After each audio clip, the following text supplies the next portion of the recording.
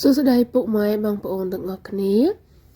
សូមស្វាគមន៍មកកាន់ Channel យើងខ្ញុំ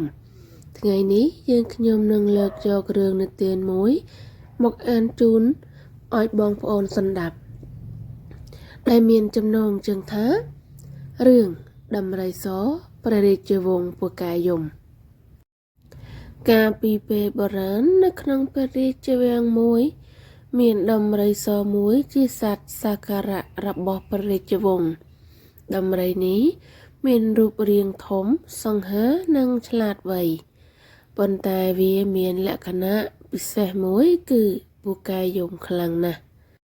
ពេលណាដំរីមិនបានអ្វីតាមចិត្តវានឹងយំស្រែកធ្វើឲ្យព្រះរាជវាំងរំខានអ្នកបម្រើនិងអ្នកថែរក្សាដំរីតែងតែភ័យខ្លាចព្រោះពេលវាយំវានឹងទាត់ដីបោកដើមឈើហើយបំផ្លាញរបស់របរដោយសារតែវាជាសត្វសក្ការៈគ្មាននរណាហ៊ានបន្ទោសឡើយថ្ងៃមួយព្រះមហាក្សត្រ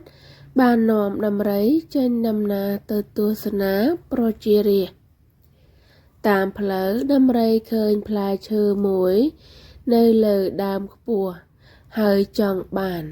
ប៉ុន្តែអ្នកថែប្រាប់ថាมันអាចឈប់យកបានទេដំរីក៏ចាប់ផ្ដើមយំស្រែកខ្លាំងធ្វើឲ្យរទេះព្រះរាជវាំងឈប់ហើយប្រជាជនភ័យខ្លាច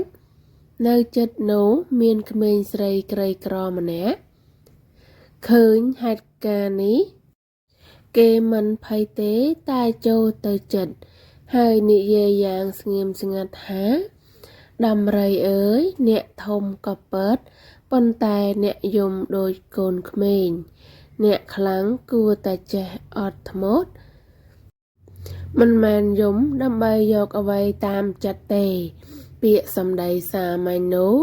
ធ្វើឲ្យដំរីស្ងប់ភ្លាមវាមើលក្មេងនោះហើយមានអារម្មណ៍ខ្មាស់អៀន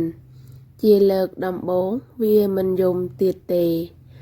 ព្រះមហាក្សត្រមានព្រះរាជអំណរចិត្តយ៉ាងខ្លាំងទទួលស្គាល់ថា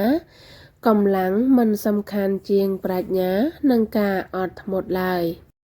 ចាប់ពីថ្ងៃនោះមកដំរីសព្រះរាជវង្សបានរៀនគ្រប់គ្រងអារម្មណ៍របស់ខ្លួនក្លាយជាសត្វដំរីសង្ឃឹមនិងគោរពដោយមនុស្សទាំងអស់អត្ថន័យនៃមេរៀនអ្នកខ្លាំងពិតគឺអ្នកដែលចេះគ្រប់គ្រងអារម្មណ៍